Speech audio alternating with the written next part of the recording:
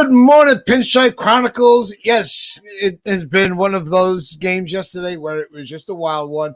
I am Uncle Taz. I am here with Donald and Rob, and Aaron Judge is just not human.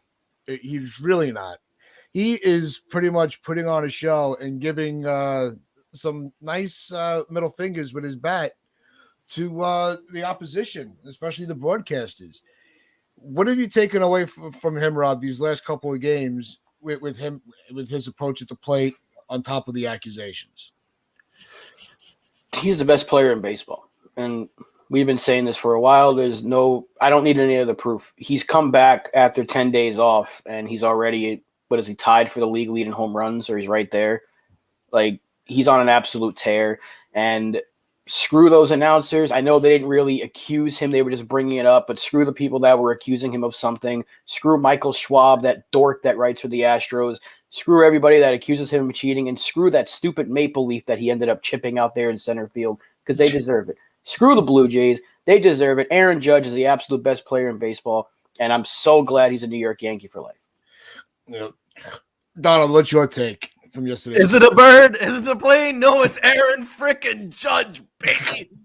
2 1,000-foot home runs back-to-back games.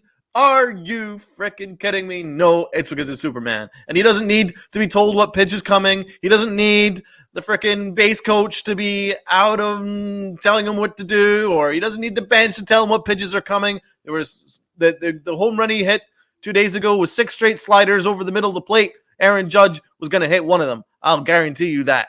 And the one yesterday was just absolutely ridiculous. How about shutting up the Blue Jays fans? How about shutting up the media and all this new talk and all that stuff? I was thinking, how is he going to do it? Well, how about the biggest home run in the Rogers Center? How about that? Yeah, I think that pretty much shuts it up. So you know what? If Aaron Judge wants to sign the Maple Leaf, Judge was here 2023. I think he frickin' should. Judge plays Fuck out of here. Fuck out of here. Yep. Fucking ridiculous. No, Judge has very good numbers at the Rogers Center, and the whole thing with the accusations. We had Blue Jays Dad on with us yesterday. If you got a chance to watch it, awesome. If not, go back and watch it. But it's even he was saying that he didn't think there was anything to it. He didn't think there was any there was nothing unethical about if he was able to get an edge. So, but you look back at his numbers, I think he even had his the 60th was hit at the Rogers Center. I think he has 30 home runs in that park right now. That's a good place for him. He enjoys hitting there. That's really all there is to it. This is Aaron fucking Judge. This is why he's the captain of the Yankees. This is why he's the face of baseball. He puts his head down. He's not going to get caught up into any BS. So let him just like he said, we have a game to play.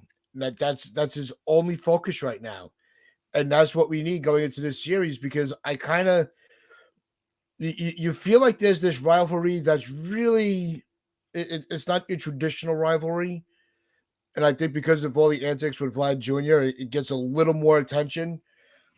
But it's just the Blue Jays when you really come down to it. Once we were able to get into that bullpen, it was almost a matter of time before something went our way, and Aaron Judge was able to connect for a go-ahead 2-run shot. I've got a question for you guys. Now, obviously, this team is looking for an identity, right? We've been searching for an identity. That's something that's clearly been missing, in my opinion. I don't know whether you guys share it. I've not really seen an identity so far from this team. However, with the Blue Jays antics, with the manager yelling at Aaron Boone, calling somebody fat boy or whatever he was calling, I don't know who it was that he was calling. Shut up, fat boy, whatever. Getting in a fight with Aaron Boone, drawing the refs' umpires' attention to base coaches standing. I don't even know what that's all about, because it's never been an issue before that I've ever watched in like 30 years. So it's just stupid, right? Accusing the best player in baseball of, I don't know what, cheating. I don't know what they were accusing him of, but it's stupid, right? Do you think that all of these things combined has kind of woken this Yankee team up because they played with a bit of attitude and a little bit of fight yesterday, which I hadn't really seen, and I include last year in that too.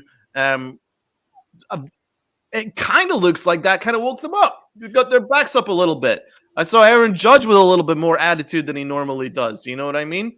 Pointing at right field. Aaron Boone looked particularly like more, I don't know, because he, was still Aaron Boone, but he still looked pretty like locked in, right? I'm just wondering whether this could actually be a turning point in this season.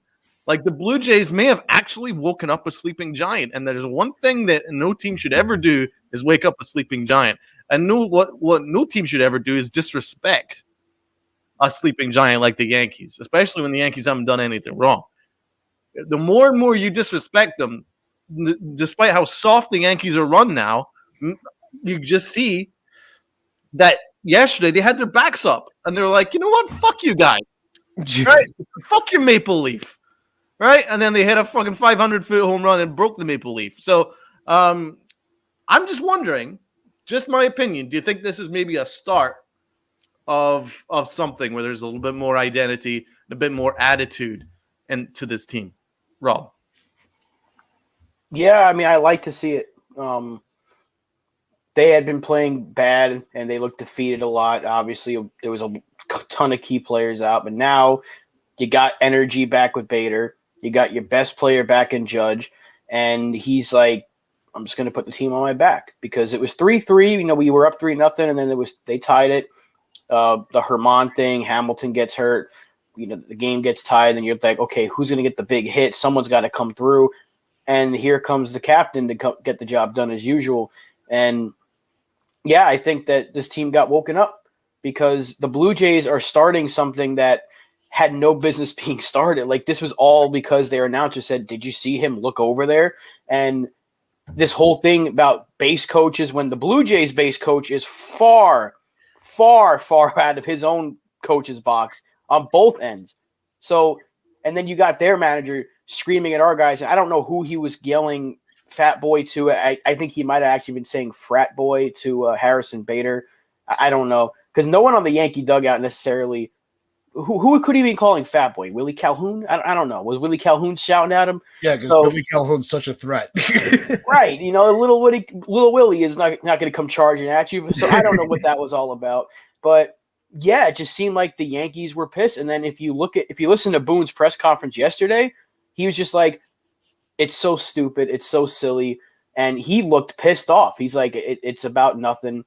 And this Blue Jays manager, who I forgot I didn't even know what he looked like. I was like, who is this? I thought it was the other dude that was their manager. Yeah. Wow. Yeah, he looks like a guy who tries to start a problem. Like just at a sports bar. He looks like he wants to be like, "What you say, bro?" He looks like a fat boy. That's what he looks like. So, what you saying, fat boy? Yeah, he's getting a taste of his own medicine. So screw them. If that's what they want to do, I don't know if this is going to turn into a brawl because we still got 2 more games against them. Something tells me that by the time this series is over, there's going to be a little more drama. I hope not, but even their own manager. So. I actually hope so because I think the Yankee team needs it. I think this Yankee team needs it. They thrived off it yesterday. Yeah, but we said that way back in 2017. Remember when they fought the Tigers and that's the wake up call and they started losing after that. So I don't want to see anyone getting suspended because we just lost a pitcher to suspension. We're still injured. So I don't want to see anyone get into an unnecessary scuffle. But even the Blue Jays manager was turning back on his comments. He's like, oh, our guy was making a little comment. It was lighthearted and Estrada took it the wrong way. No, you were accusing him of being in the wrong spot and trying to get him in trouble for nothing. And now it's just lighthearted because you got your ass beat again. So yeah, exactly. There you go. Base coach nonsense. This has never been an issue in the 30 years I've been watching baseball. Have you guys ever seen an issue like this? That was new for me. I've never seen that.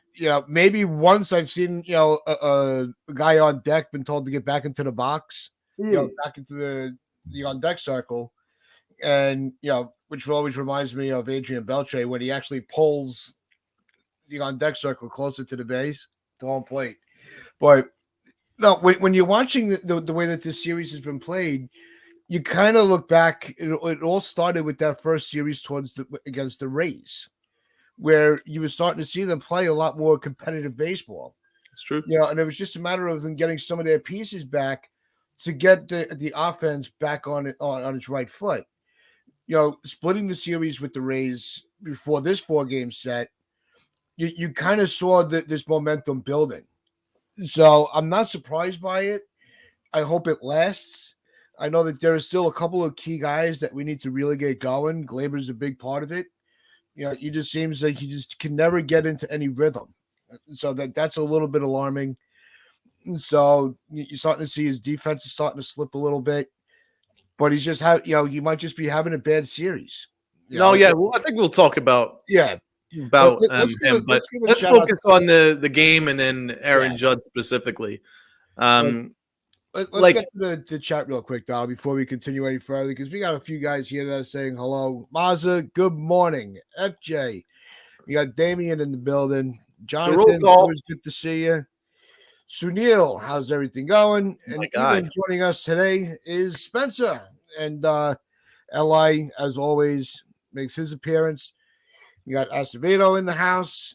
So let's get back to Medina. What up, Medina? Good to see you, my guy. What up? What up? What up?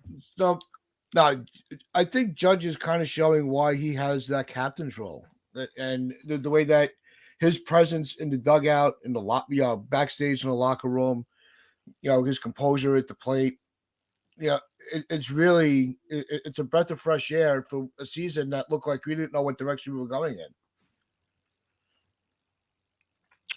Aaron Judge is amazing, Rob. It's just mind-blowing how hard he hits this freaking ball, man. And he's done it back-to-back games. He's just crushing the ball like 600 feet. It's insane, Rob. I mean, you think about what it would be like if he did not re-sign with us. Yep. That would be what we were seeing for the 10 days he was out all season long. It would be a slog, and we'd be searching for answers. So you see why it was so important to get him extended. And just know that when he is playing, there are very, very few players in the game that you could say I would take him in a big spot. I would take so-and-so over Aaron Judge in this spot because he does everything well. He plays excellent defense. He runs the bases well. He hits for contact, hits for power. And he's the one guy that strikes out a ton of you say, I really don't care, because he's going to end up getting you a big hit. He's special. He's special and deserves every single penny he got.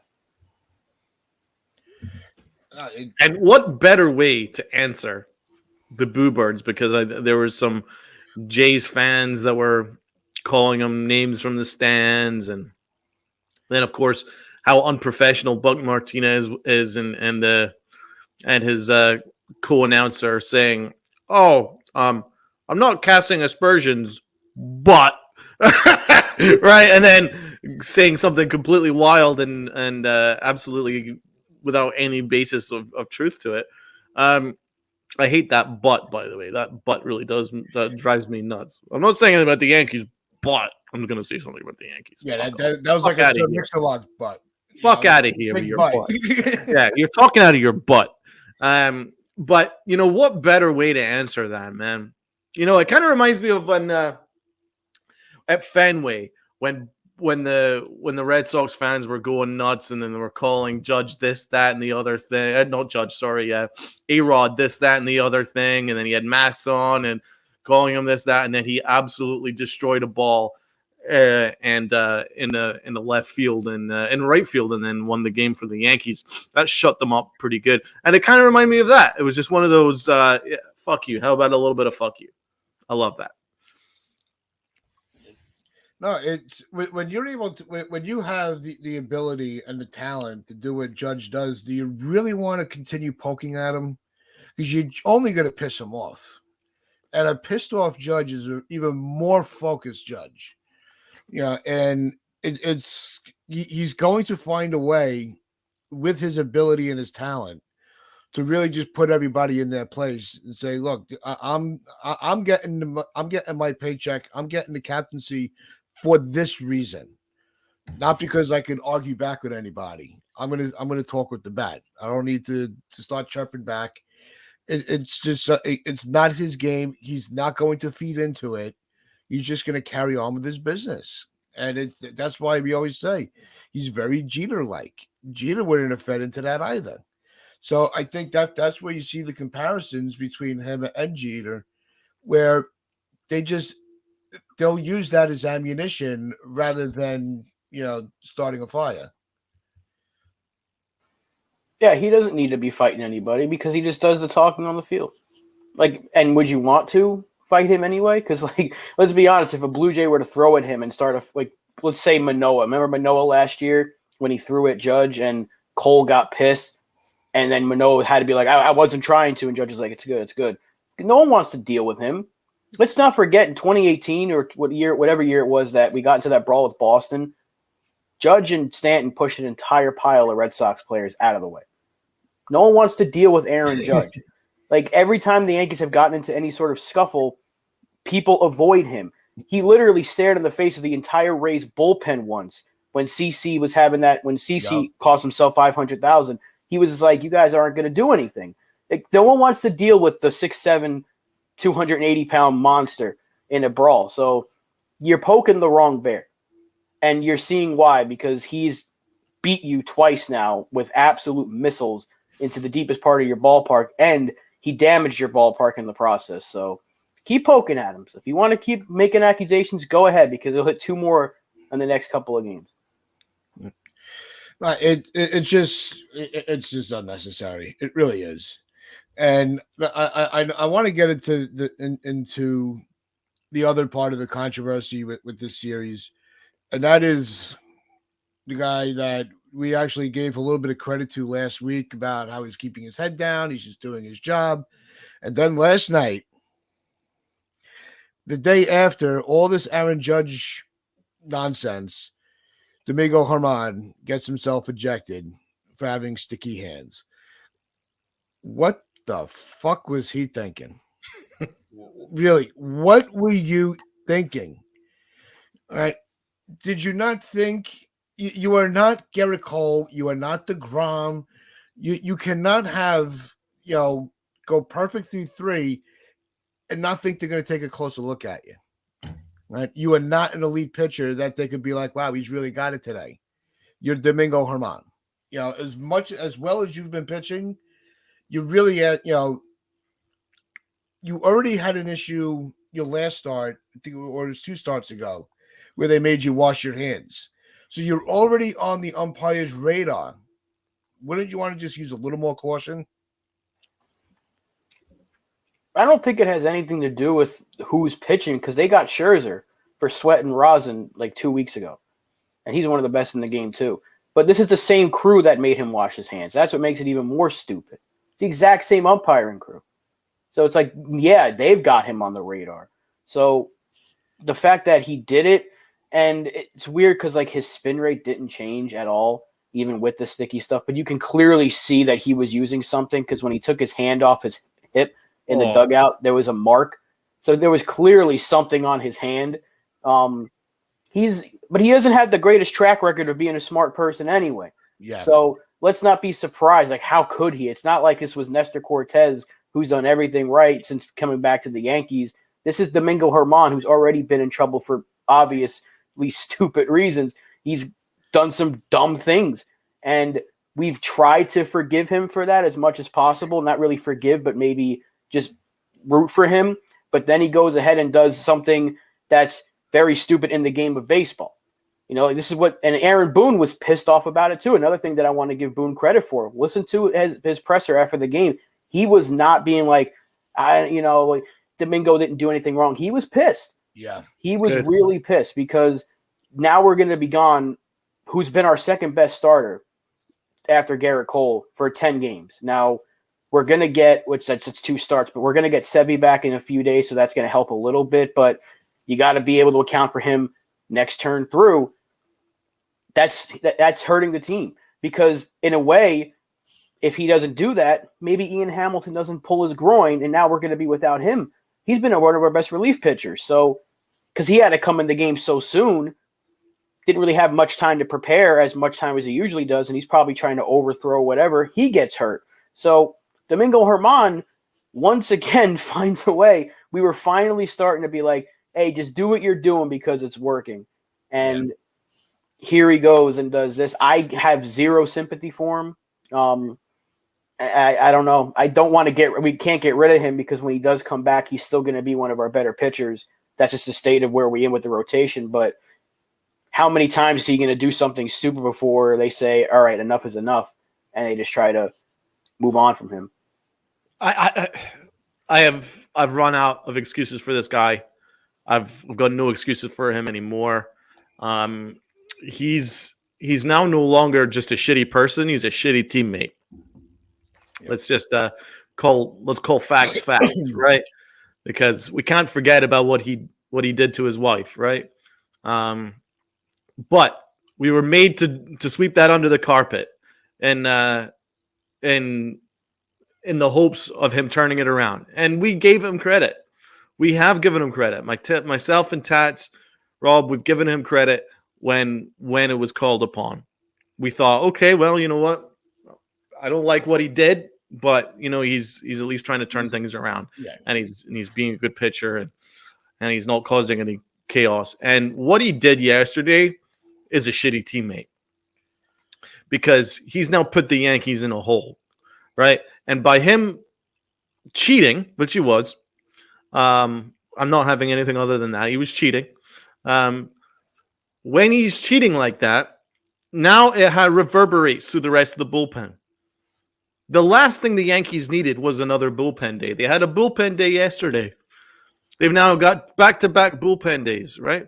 They had to rush in Ian Hamilton, who's basically our setup man now. And Hamilton, trying to be there for his team, injures his groin because he was rushing his way through, right? Whose fault is that? It's not Hamilton's fault. It ain't Boone's fault. It's Herman's fault. If Herman, let me finish. If Herman did his job, didn't cheat, and got through 6 innings, that's what I'm asking him to do, right? But he couldn't do it and now I'm starting to question his previous really good starts where he was pitching basically like no-hit stuff. Was that really him, or has he been, helping with his grip with something, and he finally gets caught now? Now I'm starting to have real serious questions about this guy. So I've got no patience for Herman anymore. And let's be honest, I think if the Yankees were an organization that holds people to account, I don't think he should be pitching again. I think he got lucky the last time where he was asked just to wash it off, because you remember he was asked about it a couple of weeks ago.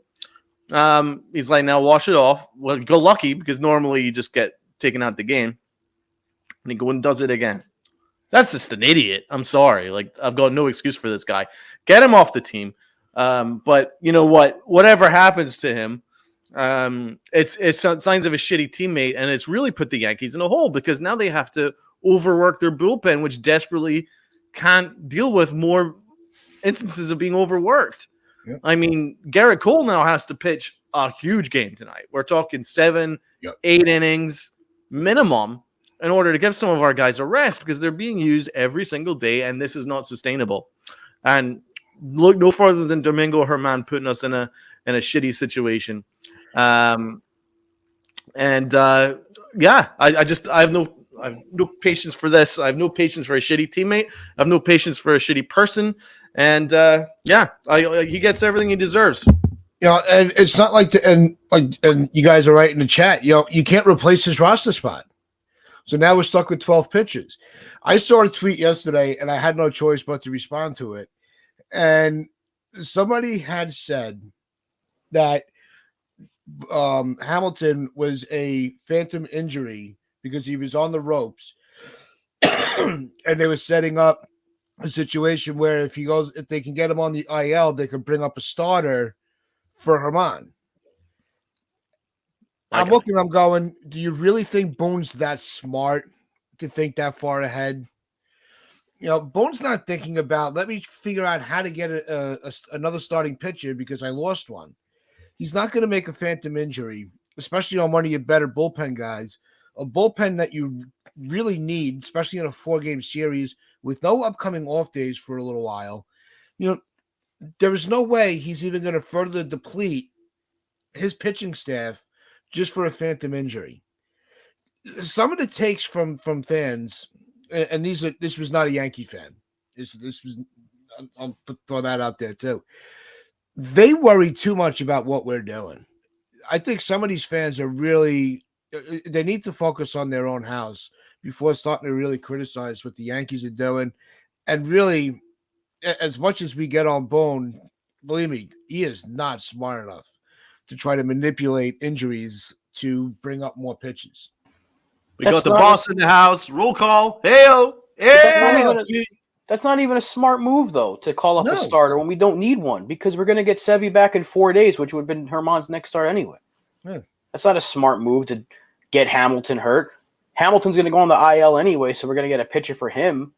Yep. So there's going to be a new arm coming up for him anyway. I don't know who it'll be. Maybe Garcia, since it's an injury, they can recall him. That's a guy that can give you multiple innings. There you go. There's no phantom injury here. Like, why would they fake an injury for their best relief arm right now? It makes no sense. It's ridiculous. I don't even want to draw attention to it. I want to draw attention to what would you guys do regarding German? Like, because I'm on the boat now that I'm done. Like, shitty person, shitty teammate. Sorry, strike 3, you're out. Uncle Tats, Rob, where are you going with German in this? Are you going to forgive him or what? No, I'm putting him in the Hicks boat. I'm done with him.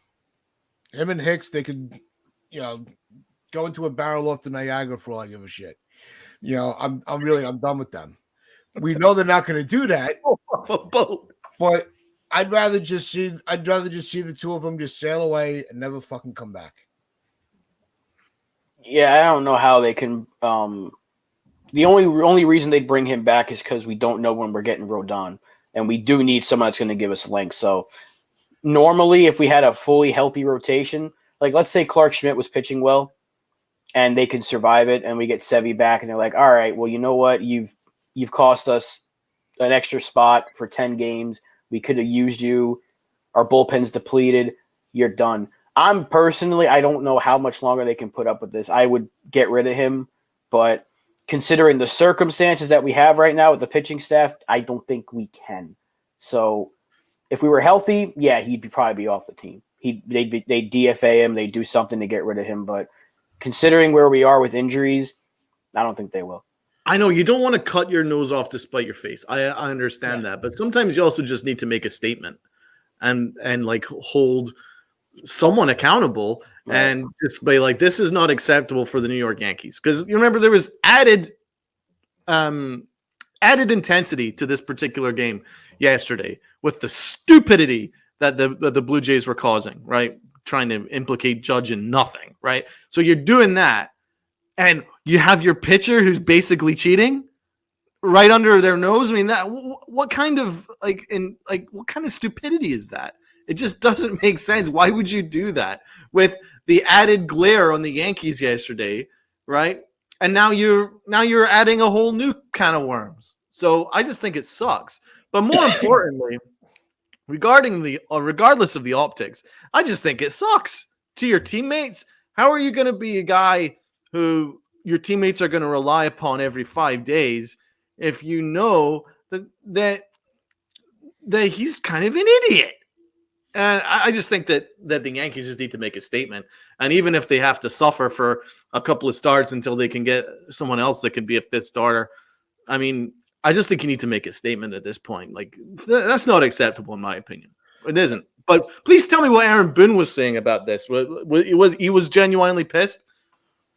Yeah, I don't remember his exact quote, but they were asking him what happened with German. He said he got caught doing something he shouldn't be doing. And he said these players at this point, they know the rules now. They've been dealing with it for a whole season and a half or whatever it's been since they've implemented the checks. They know what they can and cannot do. This was not he has to know better. He has to know the situation. He has to know what's going on. And he basically was not trying to defend him in any means, any sort of way. He was saying this is him. This is on him. So Aaron Boone, for once, we want him, to be like, hold players accountable. This is what he was doing. And one thing they asked him is like, how are you going to, manage this without the extra pitching spot? And I like his answer there too. I know it was very typical Boone. He said, I'm very confident with what we have right now. He said, I'm going to go into, I have all the confidence going into battle every single day with the guys we have on this team. So that's a great quote right there. It's typical, but that's what you want to hear. You have no choice but to deal with it.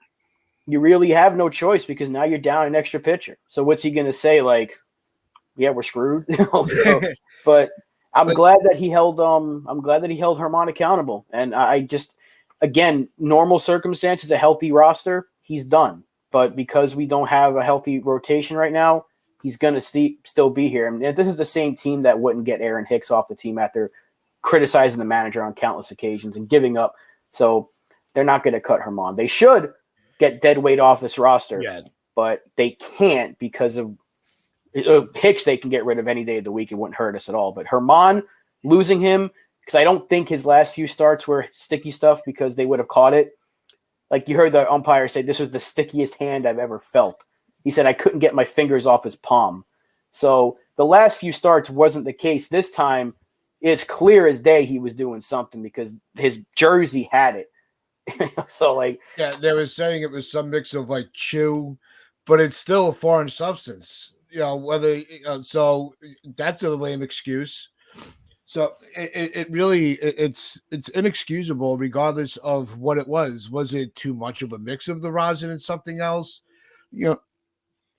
That's possible, but MLB also needs to put out a more clearer guideline of how sticky is too sticky. Because it's really not defined. You're leaving it up to the discretion of the umpires, and the umpires are not the best at their jobs to begin with. They could barely call balls and strikes, and people safe, with the plate. And you're gonna just give them free reign to decide. You know what? I'm just maybe his hands were sticky, and touching German's made it feel even stickier. Who the fuck knows?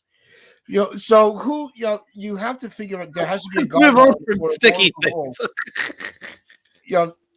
You have to figure out a way where there's a level. They need something to say. Okay, if I put this on your hand and it doesn't move, you're out. Well, didn't David Cohn do like this great demonstration with alcohol and the rosin and sweat? Like he proved that how sticky the hand's going to get over time, even after it's washed off, it's still going to get sticky. Yeah, but German didn't fight it. If you remember when Scherzer got thrown out, he was screaming like it's sweat and rosin, sweat. He said it like you can read his lips. German just went and walked off because he knew.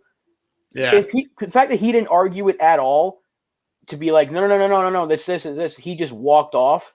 That tells you everything you need to know. Because Max Scherzer had to plead his case, and he still got thrown out and suspended. And I believe Max Scherzer wasn't cheating. I believe that was sweat and rosin because we've seen enough. Like even I know he's an asshole too, but Trevor Bauer proved it as well. He does that thing with the ball with just sweat and rosin, and the ball's still sticking to his hand. And David Cohn proved it with the alcohol. There's ways to still get the stickiness, and the umpires have to determine what is it. That's why the last time they said, okay, well, there's nothing to prove that there's anything helping you. If it is just sweat and rosin, go wash your hands. But even if you wash your hands with that rosin, it's still going to stick a little bit. So there was clearly something else that he was using. And that's why they gave him the quick hook. And the fact that he did not argue at all. He stood there with that blank look on his face and just turned around and walked off. And Aaron Boone didn't even argue it. He just kind of was like, what's going on? Then they explained it to him and he walked off too. Obviously he was doing something he shouldn't do. You gotta watch who you jump into bed with. Pardon my pun, but they gave him a break after he was domestic abuse. Let's just call that domestic assault. They gave him a break for it. And I remember as a podcast, we united behind move on from him. This is not acceptable. But they didn't because they were in a position where they couldn't afford to because they didn't have any starting pitching. And now they're in this situation where when they really needed a good teammate to be accountable and eat up some innings, And it wasn't performance related. He couldn't do it because of cheating. So I just think that when you're at this stage now, the Yankees need to be just moving on from him, really. But let's have a look at some more people in the chat here. Jonathan, what happened to Hamilton yesterday? Well, from what I gauged, I don't know if you guys agree, but basically he came in and I think he tried to rush through to be ready because obviously German got taken out unexpectedly. And in that rush, I think he pulled a groin. And so now we're in a situation where we don't know how long he's going to be out for. And that's why I kind of blame German for that as well. MLB need to have some kind of training every year for these umpires, says Fortune. Yeah. That's pretty much Tatz's point.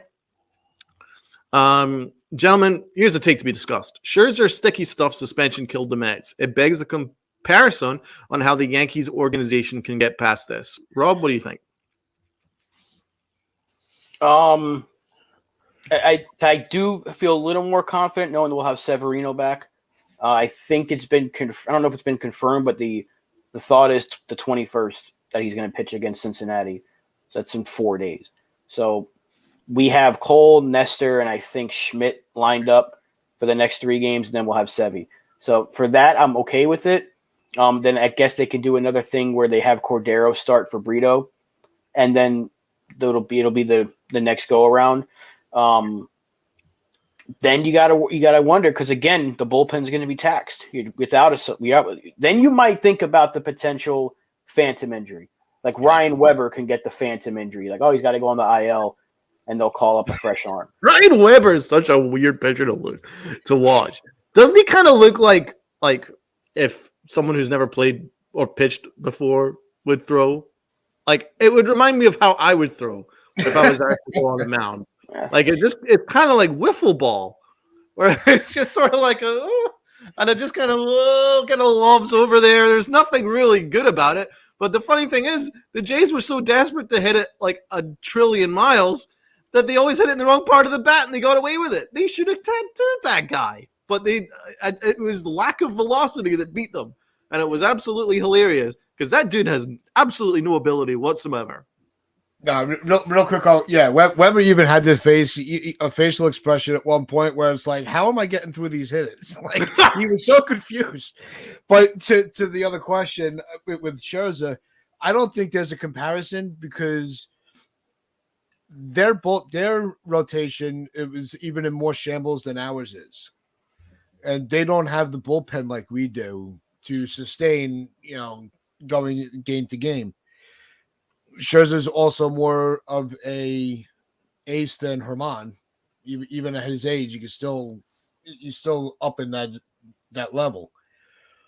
We have the pieces to kind of weather the storm with German being out, like Rob pointed out, with Sevy coming back. It's not like when Scherzer went on the suspension that Verlander was a start away from coming back to the rotation. So I think the timeline for it is just a little different, and it's really not a good comparison.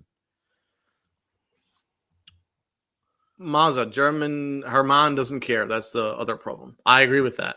Because just by him just walking off the mound, just like, didn't give me good feelings there. FJ, I don't understand the issue with Sweat and rosin. I thought the idea of using rosin is so the ball doesn't slip from a pitcher's sweaty hands. Panel? I think it's because he used too much. Like, I don't know, because now they're saying he took the dip before he was going to walk out, and that's why it was on his hand. But how much rosin is too much is what they need to, because that's all you can use. Because unless you want these guys throwing at everyone's heads like Aroldis Chapman did, and that's with using sweat and rosin, imagine what it would be like if you didn't use it. I don't know. This is why I wish they do need to clarify it more, but how can they tell if you're using too much rosin or not?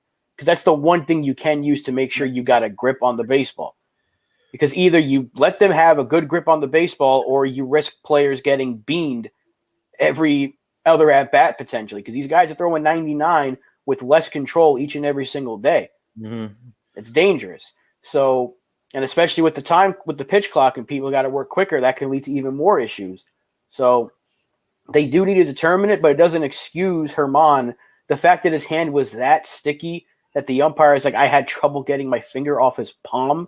I don't think he'd lie about that because they gave him a pass already a month ago. They wouldn't be like, or I don't know. You can make the argument they're just trying to save themselves because they would have gave him a pass again. It would look bad, like, oh, the Yankees are paying off the umpires. But I mean, why would he lie about it? But if it's just sweat and rosin, yeah, that is the one thing that allows you to get a grip on the baseball now because you can't use anything else. Spider tack, whatever else they used to use. So I don't know. They got to clarify that rule more, but the fact that his hand was that sticky deserved to be thrown out. Yep. Let's move on to Gleyber Torres. What do you think, Uncle Tats? I think Torres is having a very strange contract year. You know, usually when players are in their contract year, that's they're more focused because, you know, hey, whenever money is involved, you're focused. And the fact that, you know, we're starting to see one of the things that I always look for when you might not be having your best, you know, offensive year, when, you know, how are you avoiding it affect your defense? Yeah. And the fact that he's kind of having a rough defensive series, I'm just paying just a little closer attention to make sure that he's just not completely going off the rail. Right. It's a weird situation with Gleyber Torres because offensively, he's kind of right there. Like, in general, he's been a very consistent bat. He's a very streaky hitter, and he's far too streaky for my taste. But he's definitely being productive this year. I think we can definitely say that over the piece. He's been productive. And I like the fact that he is no longer a pool hitter, which was a big thing that the Yankees were really pressing on him in previous years. Like, for instance, in 2020, in that failed bubble year, he pulled 31% of balls in play. 31%, right? But now, 2023, it's 18% pull percentage, right? 55% center, 25% opposite way, right? So he's hitting the ball to all fields, okay? So that is actually a really good statistic. It's very interesting. That's you can check that out on Baseball Reference.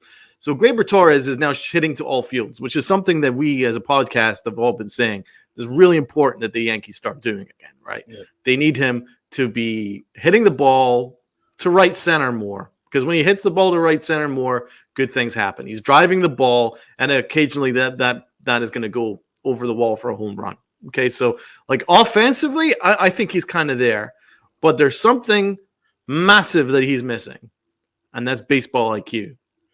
He might be the stupidest base runner I've ever seen. Like, he is a ridiculously bad base runner. He runs like a chicken with his head cut off. That's what he runs, and he runs us out of innings like routinely. He ran us out of 2 innings yesterday, and he gets away with it because, well, A, because there's no accountability, and B, because the Yankees love him. But I mean, at this state, something needs to be said, man. I mean, this is a guy that dogs it out to first base occasionally. This is a guy where he runs himself out of innings. He gets himself caught in the bases. The last time, like, I checked last month, he had the most outs in the majors on the base paths. It has to be more now. So, I mean, something needs to be done here. This is like, his base running is a joke. And then you look at his defense, and his defense is deteriorating. It started off pretty good, but it's starting to plummet. So, like, it's the trade-off. You've got a really sound hitter who's hitting the ball to all fields, so that's my credit to him, hitting for a decent average. He drove in runs yesterday, right? So offensively is right there. His OPS is almost 800, right? So that's a positive, but then his baseball IQ ain't there. Yeah. And where are we with this, guys? So everyone in the chat, give me your thoughts, and let's start with Uncle Tats. What are your thoughts on the Well, first, I want to just make a correction. He is not I just looked it up on Baseball Reference. He's arbitration eligible this year. Next year, he will be, after that, he becomes a free agent in 2025. So we'll make that correction. My apologies. There you go. There's your task mistake for the day. But I think we always say, you know, is he going to be able to hustle? It's always about, how fast is he going to, he's not going to sprint, like Brandon Nimmo down the line all the time. That's just not the player he is.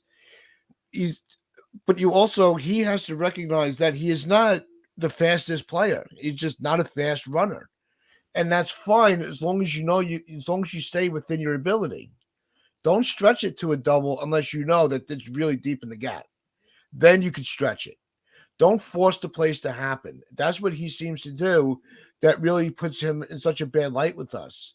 And then when it starts to affect the defense, now everything is just starting to collapse within himself and his ability.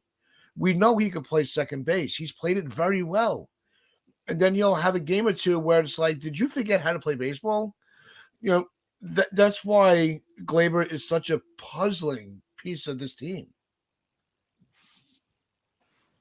Yeah, I mean, defensively, his defensive run saved is like -3, I think, this year, and it was a 9 last year. So the defense has definitely taken a hit.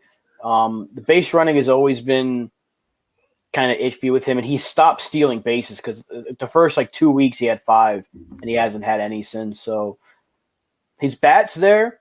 Like you mentioned, Donald, he's hitting all fields. He's got a good OPS. The average is fine. He had 2 hits yesterday at the top of the order. Drove in a run. I like him at the top of the order. But I do believe that there are still things that are holding him back from being a complete player because he's got all the tools to be a really, really good, because we've seen it before. 2018, 2019, he was excellent. Great. He was fine defensively, and his bat was there. Even without the juice ball, 2018 Glaber, if you get that every year, that's a damn good baseball player.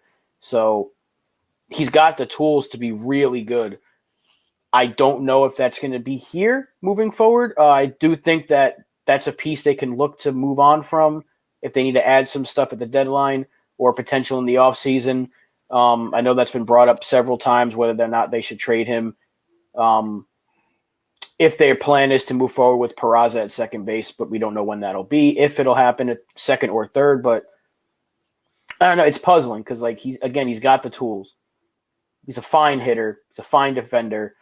There's just something that you're like, what is holding him back? Because he should be, and he still is. He has been even since 2020. He's one of our better hitters in 2021, and he did not have a good year that year. A lot of our guys didn't, but he was still one of our top 3 guys, top 4. So there's something's not clicking. I don't know if it's a mental thing, but usually when the defense struggles, the offense struggles, but not this time around. So I don't know. I hope he can figure it out and just have another really good year like last year, because we need it. But you got to wonder if they do look to move him at some point just to get something for him. Here's who I want playing second base for the future of the New York Yankees, and this is Oswalt Peraza. Did you see the play that he made yesterday? Yeah. Let's beautiful. watch. Look at this. Let's watch this. Have you got it, Tats? I got. Okay, let's go. 238. The pitch is lined right on the hop of the Oh my God! Nice Oh my God! Second base out, first base double Baby, play. give me all of that.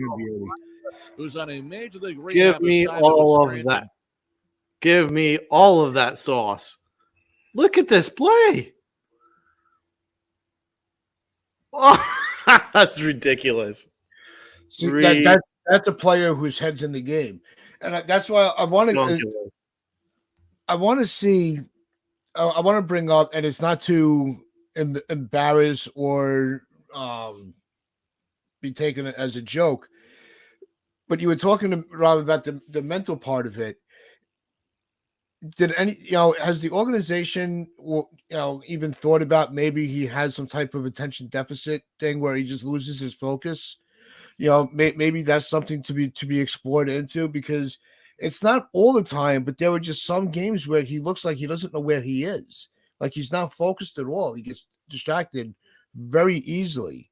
Could it be an ADHD type of thing that needs to be addressed? None of us are qualified to be discussed. I'm sorry, I'm just jumping in. None of us are qualified to discuss mental health issues. I just don't think that's the right road to go on with him. We don't know. You can only judge what we were seeing on the field, and his defense is off. So where do we go with this? the Yankees tried to trade him in the last deadline. He kind of fell apart after. Thankfully, because Lopez is getting lit up like a Christmas tree this year. Right. But Torres certainly struggled after the news. Like he didn't take it well. So there's that. But like you've got Peraza, who's being mistreated by the Yankee organization. He should be up. Like, he's major league caliber, in my opinion. Like if you're gonna do this, you might as well go all the way and have Volpe and Peraza be your middle infield, in my opinion. Yeah, I think that's the only. I mean, if they wanted to extend him, they would have. Right? Yeah. They would have done it by now.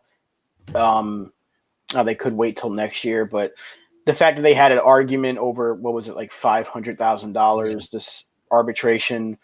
That I don't know. I know Eli's bringing up the mechanics thing, like, but what is it about his mechanics that's off defensively? Because like we've seen him do this before at second base, where it's like he's really good, or he's just like, how could you miss that play?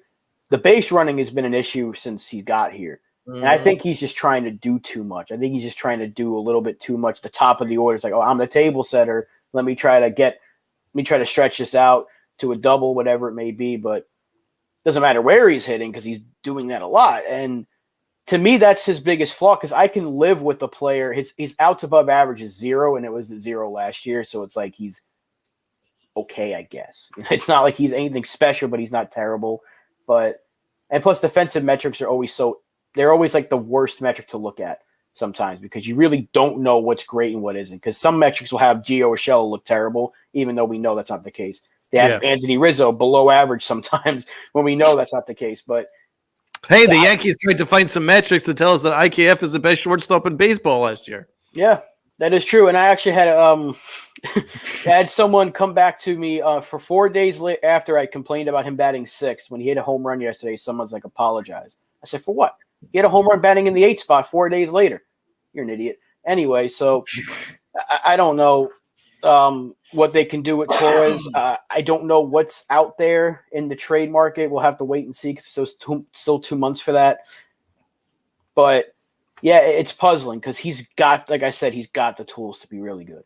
And he is a good player. Like the last couple of years, he's still been a very, very good player, above average major league player. So you're wondering what it is.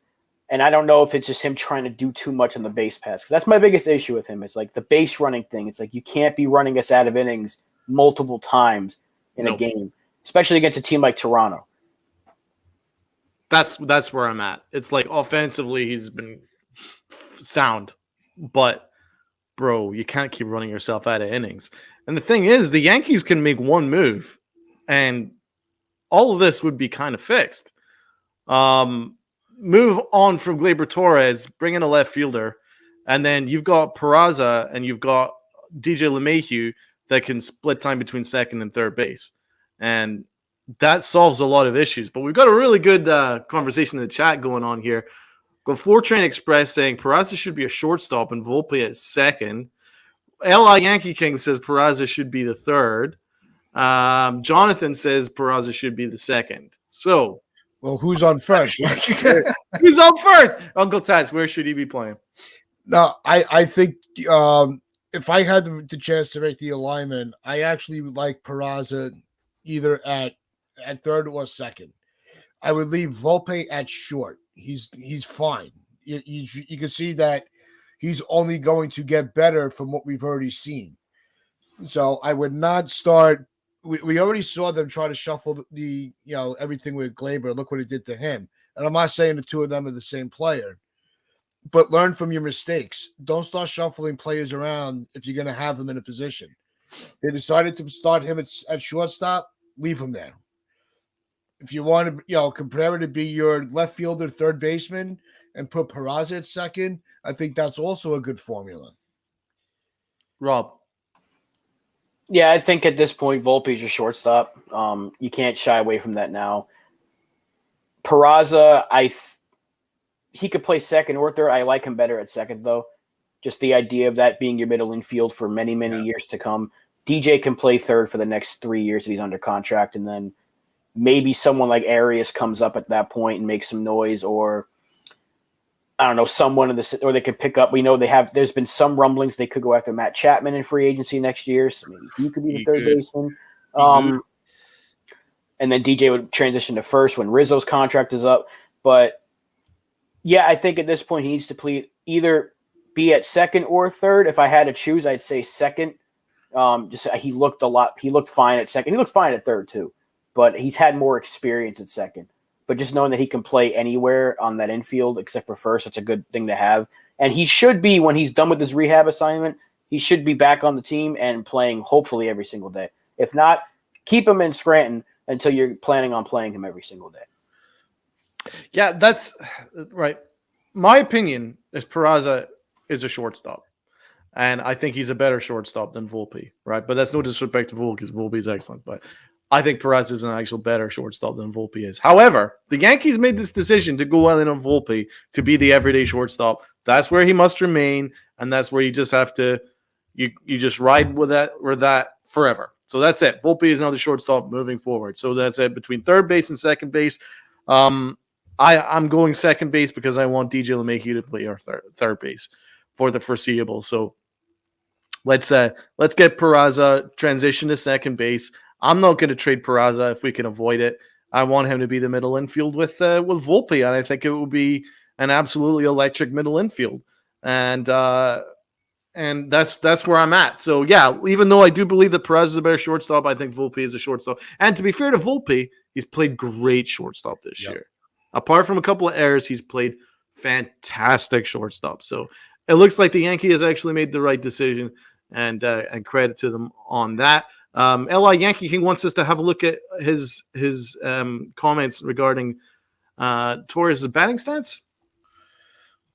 Look at his feet at the plate. His feet are way too far apart. When he kicks out leg, he does a toe tap, holds for 2 seconds. You really analyze this at bat here. It could be slowing him down. Maybe that is part of the mechanics that needs adjusting, but that's up to the hitting coach. And the hitting coach, he doesn't care. He already said it. He doesn't care about the stats.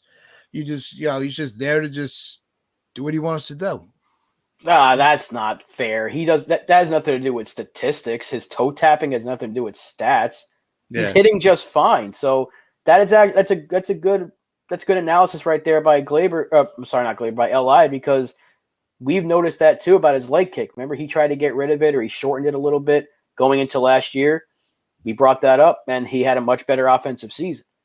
So he's doing fine offensively. So if that is a little thing that's kind of giving his swing a little hitch, and he can correct that, fine. And then maybe he becomes a 270 hitter or something like that. But right now he's doing just fine offensively. So that's actually probably the best thing that I've seen LI say in a long time, because it's very good analysis and it has nothing to do with trying to trade every good player on this team. But yeah, I don't know what it could be. No, what I was trying to get across is I don't see the hitting coach having any urgency to address any mechanical issue, if any. After his comment about the stats, I just have no faith in him to be able to be effective at his position. Well, if Glaber was like really, really struggling, they would do something about it. Like if he was hitting like 220 and he was just not getting on base, like they wouldn't put him in the leadoff spot if he wasn't hitting. He's been, over his last like 2 weeks, he's been very, very good. And so's the offense in general, not just Torres. Yeah. Like offensively, we're starting to wake up a little bit. We're having Rizzo, who's not just having a good start to the year, he's having a great start to the year. You go to Aaron Judge, who's now, I'm pretty much certain he's Superman. Right? That's the only thing that he can be accused of being right now is Superman.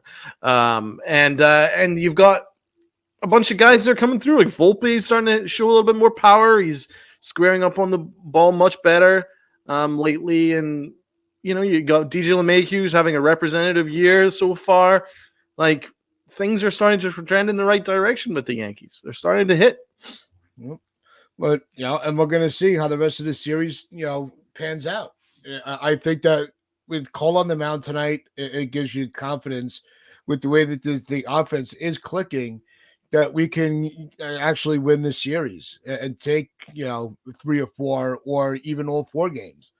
The team is right there to execute and take it.